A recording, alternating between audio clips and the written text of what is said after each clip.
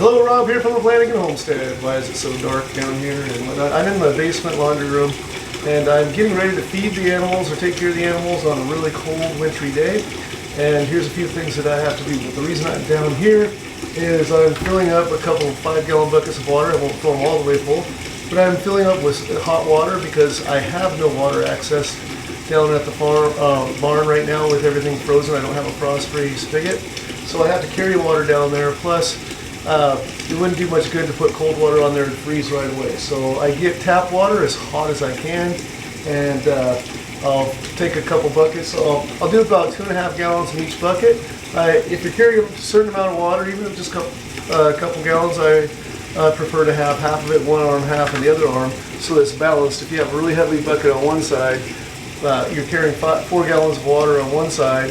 That's a lot harder than having 2 and 2 and carrying it balanced. So I got 2 buckets here. Probably going to put about 2.5 gallons in there, take it down, pour it over the water trough, and break the ice.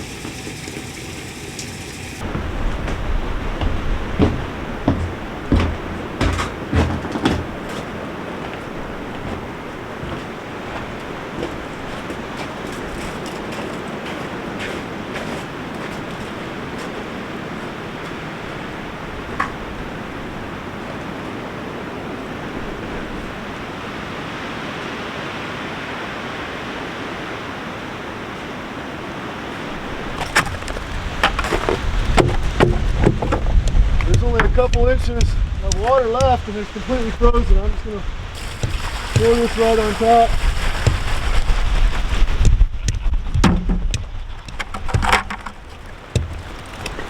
Pick it up.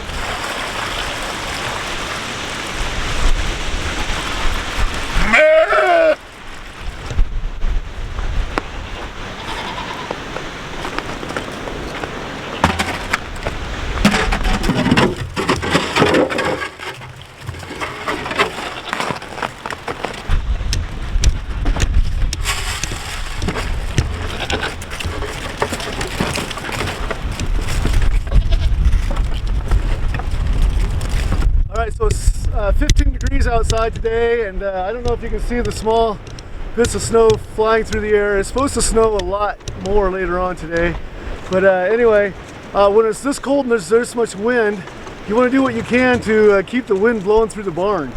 Okay, I normally have a wide open barn, and not wide open, but I have a door that's 4 feet wide, 8 feet high, just always open, basically the size of a piece of plywood, and it's a small barn. But when the wind's blowing like this and the snow's going on, it is blowing in there, cooling things off significantly. And you know, the door is always open. No, actually, normally I don't even have a door on there. But I do have a piece of plywood I'm going to show you here in a second that I have cut that I didn't want to invest, because I don't use a door very often, in an actual slider. But I put a 2x4, cut it at an L angle, and then took another 2x4, cut it at an L angle, and put on the plywood so that they latch on, hook on top of each other. Made it so there's a little bit of playroom in there, and I can slide the door back and forth. And so on days like today, it makes a huge difference when there's no wind. And so I slide this in front of that, and the animals, I kind of have almost like a dog door. I have a small door that the animals can get in and out, but the only wind that can blow through is a couple feet high and a couple feet wide. Now the wind's turning my camera. I need to get over here. Okay, this is the side of the barn where the animals enter and exit. This is the small hole that I was talking about, that on wintry days, the snow is blowing right at me right now, and it would be flying in the barn significantly. But I have this one piece of plywood that just slides. It goes this way. This is how it normally is, but the animals would not be enjoying that much wind blowing through there. I can tell you, I mean, there's a lot of animals that sleep in this small barn, and when I close this off, it is significantly warmer in there, out of the wind, and actually keeping some of their body heat in.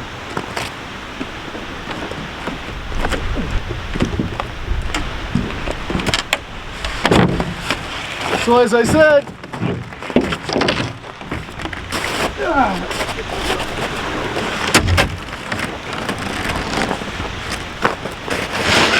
I didn't want to invest in a runner, and so what I did is I took a 2x4 and cut this notch out right here, and all the way across. And I did the same thing on the 2x4 that's up on top of the barn. Okay, and obviously that pressure treated plate right there. So you make sure that there's enough room that there's actually a gap so that it slides back and forth. It's not tight. You're not doing woodworking here. You're building a barn. So by doing that, oh, the wind's turning my camera again. By doing that, it's able to slide back and forth. Again, I wouldn't do this with a larger door because it'd be quite heavy, but on a one panel piece of plywood, this could work. And it works quite well in the winter.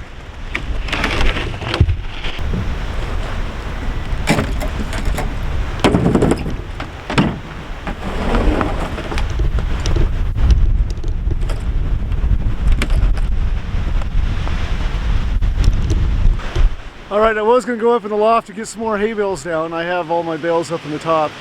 Bring down a couple at a time and disperse those. But already my fingers are so cold, they're kind of numb. My grip won't be very good and I don't want to fall. So I have to come back down and feed them again later in the day. So when that's done, I'll come straight from the house when my hands are warm.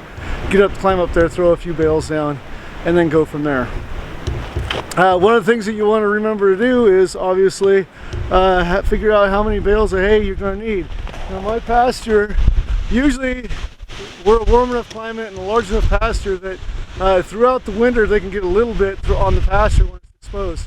But we do get a fair amount of snow, not a ton here. So when I plan for how much hay I need in the barn, sorry, the wind is blowing my camera all over the place. I plan for, how long it's going to be till the grass is probably growing again. Plus I plan for 10 days where the pasture is completely covered with snow. There's nothing that they can get to. And that today obviously is one of those days. It's supposed to snow about 6 more inches today is what I'm hearing. And it's supposed to be really cold for the next few days. So it'll be about 6 days before any pasture gets exposed here. So I need to be putting out lots of hay.